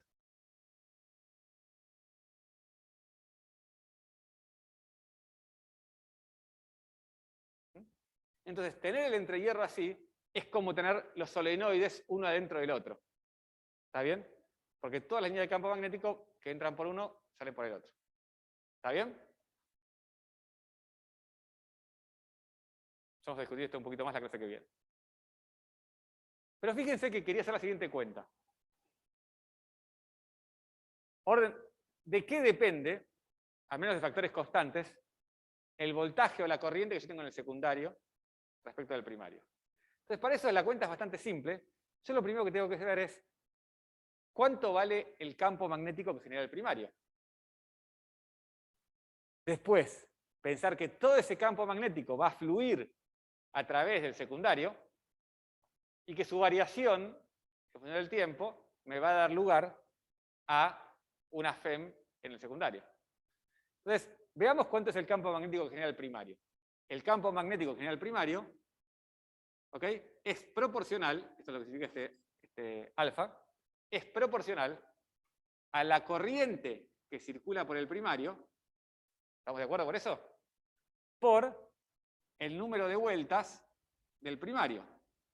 Esa cuenta es súper fácil, porque si yo tengo, por la ley por el solenoide, ¿no?, que resolvieron en la práctica, y además, si lo piensan, es simplemente pensar en superposición. Tengo una espira, genera un campo magnético. Tengo dos espiras iguales, generan el doble campo magnético. Tres espiras, triple, y así sucesivamente. Entonces, a medida que aumenta el número de espiras, simplemente aumento linealmente el campo magnético. ¿Estamos de acuerdo con eso? Este campo magnético, el B del primario, pasa por el secundario. Entonces me puedo preguntar, ¿cuánto vale el flujo a través del secundario? Entonces el flujo a través del secundario es proporcional a el campo magnético que generó el primario, ¿ok?, por el área del secundario y otra vez por el número de espiras que tengo en el secundario, ¿no? Si yo fluyo por una espira, por 2, por 3, por 4, qué sé yo, voy aumentando eso.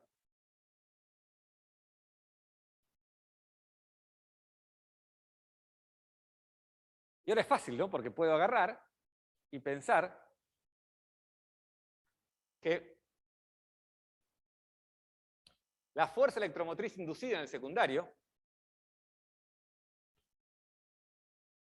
es menos la derivada del flujo en el secundario respecto del tiempo. ¿Ok?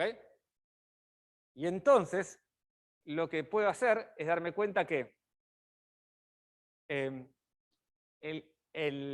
área y el número de espiras no va a cambiar en función del tiempo. Lo único que puede potencialmente cambiar es el campo magnético del primario, si es que la corriente cambia, porque el número de espiras no va a cambiar.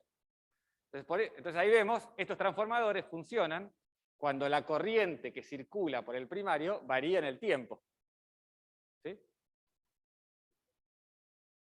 ¿En qué sentido?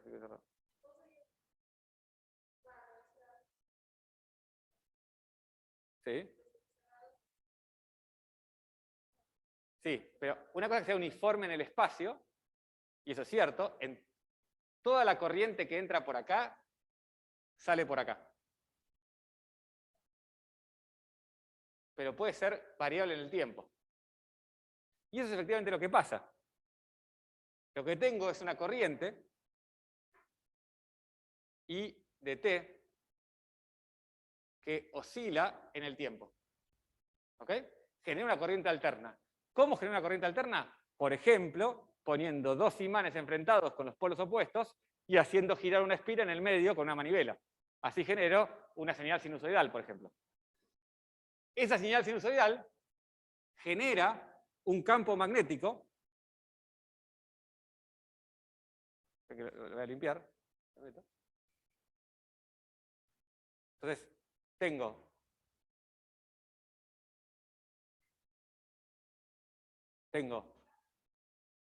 una corriente del primario que es alterna. Porque yo elijo una corriente alterna. Ahí. Eso me genera un campo magnético del primario que es alterno. ¿Ok? Que es proporcional a N por I1. Y eso a su vez me genera un flujo en el secundario ¿ok? Que puede estar corrido, vamos a hacer que acá no está corrido en nada, ¿ok? Este flujo es proporcional a el campo del primario, o sea, n por I1, y además tengo que multiplicar por el área del secundario por el número de espiras del secundario. ¿Ok? Entonces tengo, pónganle algo así. Y de ahí puedo calcular la fuerza electromotriz inducida, ¿ok? En el secundario, que es la derivada de esto con signo menos. ¿Sí? Entonces, la derivada de esto, fíjense que es, la derivada de esto acá, la derivada es 1, ¿ok? Entonces, pero como tengo un signo menos, arranco en menos 1, déjenme hacer unas líneas para guiarme. Entonces, arranco acá, y hago así, ¿sí? Y hago así. ¿Está bien? A menos de mi pulso, es algo así. ¿Estamos todos de acuerdo con eso? Entonces, si tengo un coseno de corriente 1, tengo un coseno de, un seno, un seno de corriente 2. ¿Sí?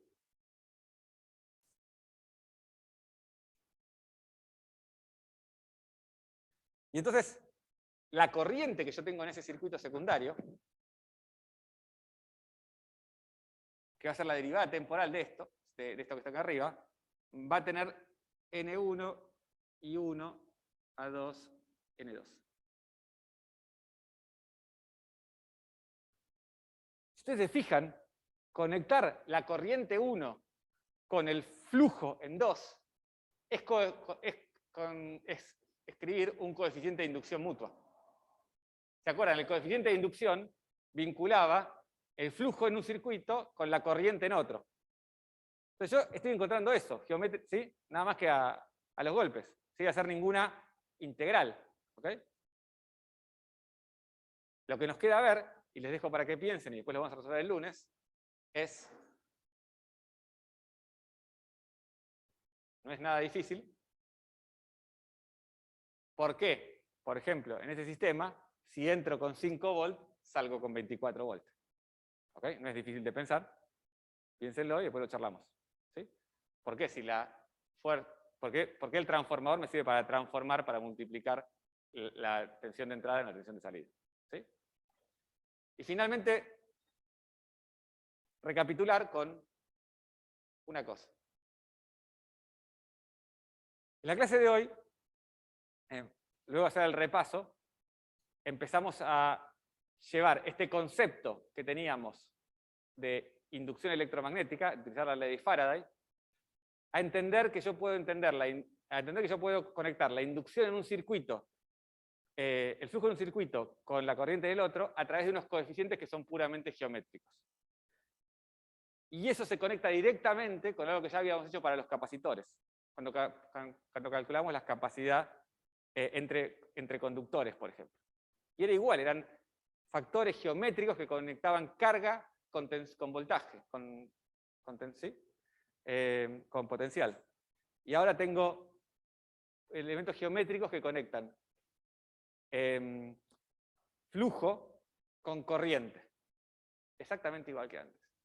También hicimos una cuenta para calcular la energía magnética, que les queda una parte para hacer en sus casas, y encontramos que la energía magnética es la integral en todo el espacio de un medio sobre mu0, 1 sobre 2 mu0, por la integral en todo el espacio del campo magnético al cuadrado. La misma pinta que tenía la energía eléctrica, electrostática, que era la integral del campo eléctrico al cuadrado también, en todo el espacio. Y no tiene sentido, porque, como les dije, si recuerdan lo que leyeron en el libro de Feynman de la equivalencia entre fuerzas eléctricas y magnéticas, cuando yo cambiaba de un sistema que se mueve a velocidad constante respecto del otro, no es lo mismo que simplemente sumar dos fuerzas como en Newton. Hay una interconversión entre ellas, depende del sistema de referencia que yo estoy tomando. Entonces, en lugar de pensar que hay una interconversión entre fuerzas, puedo pensar que lo que hay es una interconversión entre campos. Entonces, tiene sentido que la energía que yo escribo entre ellos sea parecida para que después se pueda interconvertir. Todavía no lo vimos explícitamente y lo vamos a hacer, cómo se relacionan un campo y otro cuando yo los cambio de coordenadas Ya he empezado a charlar algo en la práctica y después nosotros vamos a charlar acá en la teórica también. Y finalmente, ahora estamos llegando a la posibilidad de construir circuitos más complejos a partir de campos magnéticos variables. Y se acuerdan que en la unidad 3 trabajamos con circuitos eléctricos de corriente continua, dijimos, ¿no? Ahora vamos a trabajar con circuitos eléctricos de corriente alterna, ¿no?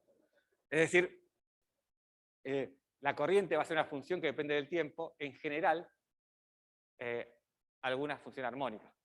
¿Y por qué trabajamos con funciones armónicas? Por el mismo motivo que ustedes ya vieron en Física 2. Por Fourier, yo puedo después escribir cualquier cosa como una sumatoria o como una integral, ¿sí?, de funciones periódicas. ¿Okay? Y además, porque van a ver que, recordando lo que hicimos en la clase, en la práctica de circuitos,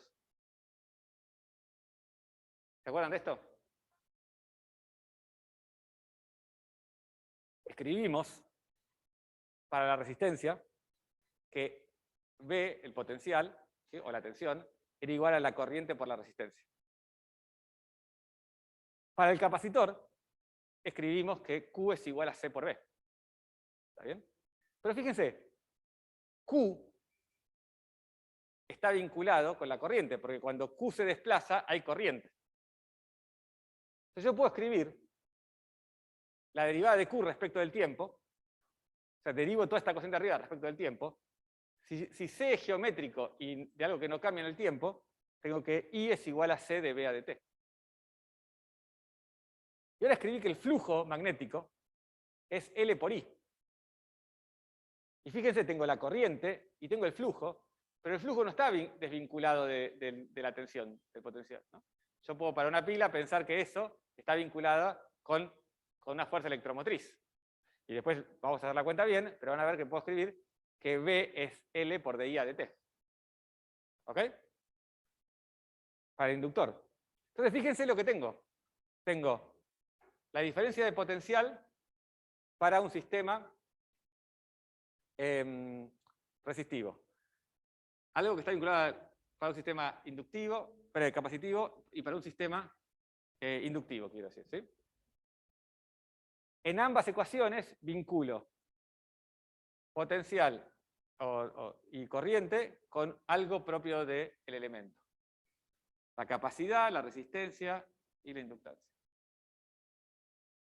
Pero es algo más, fíjense. Yo puedo agarrar acá y el problema es que tengo BI, acá tengo DB, o sea, no tengo las mismas magnitudes todo el tiempo, pero yo puedo derivar respecto del tiempo y escribir algo que dependa, por ejemplo, de la derivada primera y segunda de los distintos elementos que tengo acá. Una manera fácil de verlo es que yo puedo agarrar y, por ejemplo, o derivar esto otra vez respecto del tiempo, y tengo la derivada segunda del potencial, ¿ok? Y derivar esto respecto del tiempo, y tengo la derivada primera de B, ¿ok? Entonces acá voy a tener una derivada, voy a tener B, acá voy a tener la derivada segunda de B respecto del tiempo, ¿ok? Y acá voy a tener la derivada primera de B. ¿Lo ven eso? Les tiene que sonar esto, ¿no? Tengo una magnitud que tengo la magnitud, su derivada primera respecto del tiempo, su derivada segunda respecto del tiempo. Esto lo resolvieron 1000 veces. En física 1, en física 2, y lo van a resolver acá, y lo van a resolver en física 4, en física teórica 1, 2, 3. En todas las materias van a resolver el oscilador armónico, ¿sí?, con disipación. Un sistema que tiene una fuerza restitutiva lineal, que tiene una inercia y que tiene una fuerza de una disipación que depende de la velocidad. ¿Sí? ¿Lo ven eso? Entonces quiere decir que estos tres elementos que están acá juegan esos papeles. Hay uno que está acá, que es la inercia. Hay uno que está acá, que es la restitución. Y otro que está acá, que es la pérdida de energía. ¿Ok? Piénsenlo el fin de semana, quién es quién en este juego, lo pueden analizar por las ecuaciones, si quieren, O bien pueden pensar qué es lo que saben de cada uno de estos elementos. ¿Quién se comporta como disipativo? ¿Quién se comporta como algo de inercia? ¿Y quién se comporta como restitutivo? Y el lunes lo conversamos. Sí. Sí.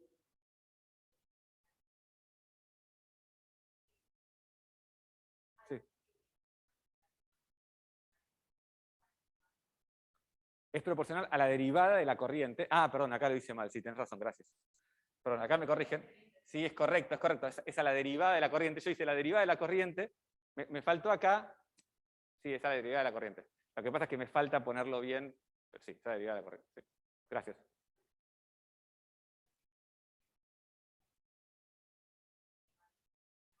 Sí.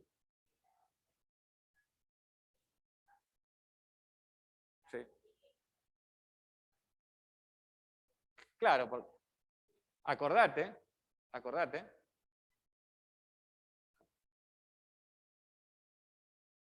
quién es L, ¿no?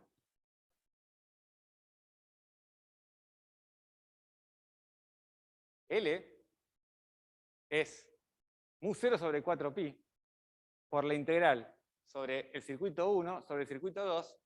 Perdón, me preguntan a los que están en casa si el L es igual es geométrico. Entonces, mu0 sobre 4pi, la integral sobre el circuito 1 y el circuito 2 de los diferenciales de longitudes, y esto es puramente geométrico, no depende de nada más. Depende de la forma del circuito, de las distancias de los circuitos, la orientación relativa de los circuitos, ¿ok?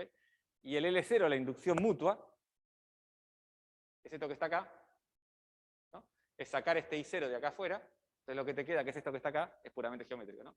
Recuerden acá no es de inducción mutua, sino que es de autoinducción. ¿En casa hay alguna pregunta? ¿No? Bueno, buenísimo. Entonces,